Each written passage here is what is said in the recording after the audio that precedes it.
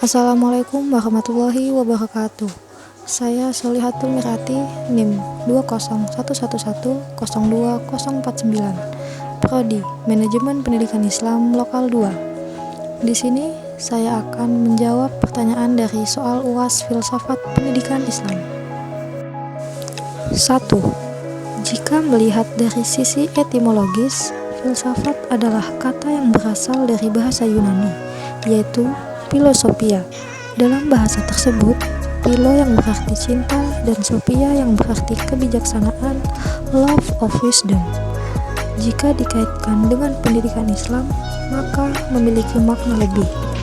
Coba Anda jelaskan pengertian filsafat pendidikan Islam dari segi ontologi, epistemologi, dan aksiologi, disertai deskripsi ruang lingkupnya. Jelaskan dengan komprehensif. Ontologi terdiri dari dua subkata, yakni ontos dan logos. Ontos berarti sesuatu yang berwujud dan logos berarti ilmu. Jadi, ontologi dapat diartikan sebagai ilmu atau teori tentang wujud hakikat yang ada. Dalam konsep filsafat ilmu Islam, segala sesuatu yang ada meliputi yang nampak dan yang tidak nampak atau metafisis. Filsafat pendidikan Islam bertitik tolak pada konsep the creator of God, yaitu manusia dan alam. Sebagai pencipta, maka Tuhan telah mengatur dalam ciptaannya.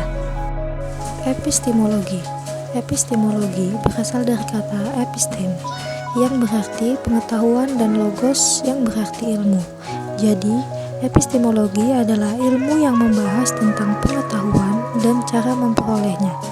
Epistemologi disebut juga teori pengetahuan, yakni cabang filsafat yang membicarakan tentang cara memperoleh pengetahuan, hakikat pengetahuan, dan sumber pengetahuan.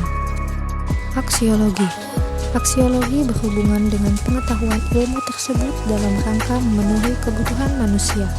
Berikut manfaatnya bagi kehidupan manusia. Dengan kata lain, apa yang dapat disambungkan ilmu tersebut? Pengembangan ilmu itu dalam meningkatkan kualitas hidup manusia. Ruang lingkup merupakan sistem filsafat, namun cakupannya cukup luas. Dengan memadukan rincian tersebut, maka teori pengetahuan itu bisa meliputi hakikat keaslian, sumber, struktur, metode, validitas, unsur, macam tumpuan, batas, sasaran, dasar, pengandaian, kodrat, pertanggungjawaban, dan skop pengetahuan. 2. Jelaskan aliran pendidikan konservatif, rasional religius, dan pragmatis. Aliran pendidikan konservatif. Aliran ini cenderung bersikap murni keagamaan.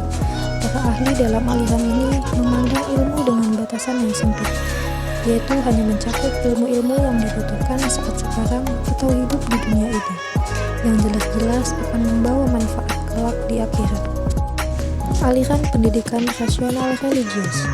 Aliran ini tidak jauh berbeda dengan aliran pemikiran tradisionalis tekstualis atau nukleon, nama lain dari konservatif, dalam hal relasi pendidikan dengan tujuan agama.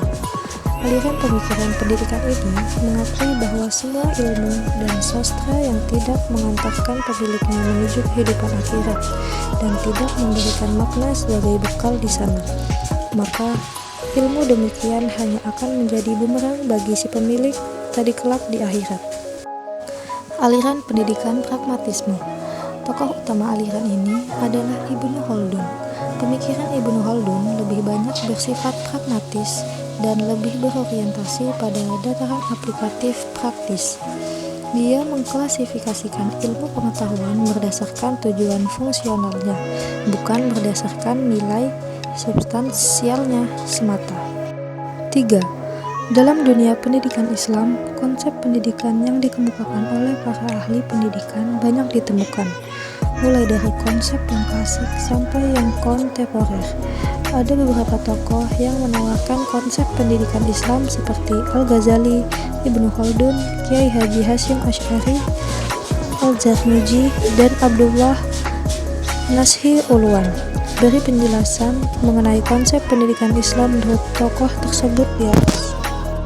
Al-Ghazali Menurut Al-Ghazali, manusia dapat mencapai kesempurnaan apabila mau berusaha mencari ilmu dan selanjutnya mengamalkan fadilah melalui ilmu pengetahuan yang dipelajarinya. Ibnu Khaldun mengklasifikasikan ilmu berdasarkan materi yang dibahas di dalamnya dan mengukur kegunaannya bagi yang mempelajarinya.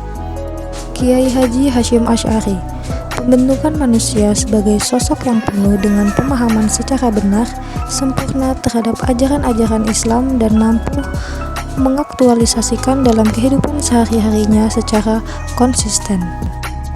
Al-Zarnuji, suatu proses jiwa untuk memahami makna sesuatu sebagai upaya pembentukan akhlakul karimah guna mendekatkan atau taqarrub dari kepada Allah demi mencapai keselamatan di dunia dan di akhirat. Abdullah Nashih Ulwan, suatu proses pembentukan melalui pengajaran, bimbingan, latihan yang dilandasi dan dinafasi oleh nilai-nilai ajaran Islam, sehingga terbentuk pribadi muslim yang sejati dengan penuh tanggung jawab semata-mata untuk beribadah kepada Allah Subhanahu wa Ta'ala. Aliran filsafat idealisme memiliki ciri khas yang berpusat pada ide hanya kebenaran realitas dalam mencari sebuah kebenaran, keindahan, dan keadilan yang abadi. Aliran filsafat perennialisme menggunakan observasi, mengamati, dan mencoba. Aliran ini memiliki proses secara terhadap di mana pembelajaran dengan observasi dapat menghasilkan pengalaman.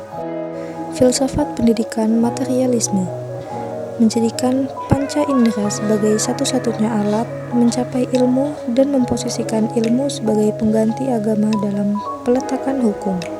Filsafat pendidikan pragmatisme memusatkan perhatian pada hal-hal yang masih dalam jangkauan indera manusia dan menganggap manusia bertanggung jawab atas nilai-nilai dalam masyarakat. Filsafat pendidikan eksistensialisme, aliran yang berpendirian bahwa filsafat harus bertitik tolak pada manusia yang konkret. Filsafat pendidikan progresivisme mendasari pengetahuan dan kepercayaan bahwa manusia itu mempunyai kemampuan-kemampuan dan dapat memahami dan mengatasi masalah-masalah yang bersifat menekan atau mengancam manusia itu sendiri. Filsafat pendidikan perennialisme bersifat yang berfokus pada ide-ide abadi dan kebenaran universal. Filsafat pendidikan esensialisme, pendidikan yang didasarkan pada nilai-nilai kebudayaan yang telah ada sejak awal peradaban manusia. 5. Coba Anda analisis dan beri tanggapan mengenai konsep merdeka belajar merdeka dalam perspektif filsafat pendidikan Islam. Merdeka belajar sejalan dengan konsep yang dijelaskan oleh Ki Hajar Dewa Manusi yang menekankan pentingnya prinsip kemerdekaan pada peserta didik, sehingga pendidikan bukan hanya menuangkan air ke dalam botol, namun juga memberikan kesempatan bagi peserta didik untuk mengembangkan potensinya untuk berdiri sendiri namun tetap dalam pangkuan guru dan orang tua, agar potensi nilai dirinya tidak ke arah hal negatif. Belajar merdeka dalam perspektif filsafat pendidikan Islam dapat dikatakan seperti filsafat progresivisme yang lebih memberikan kebebasan di bidang pendidikan dan menekankan kurikulum pendidikan yang tidak terlalu padat. Kurang lebihnya saya mohon maaf. Wassalamualaikum warahmatullahi wabarakatuh.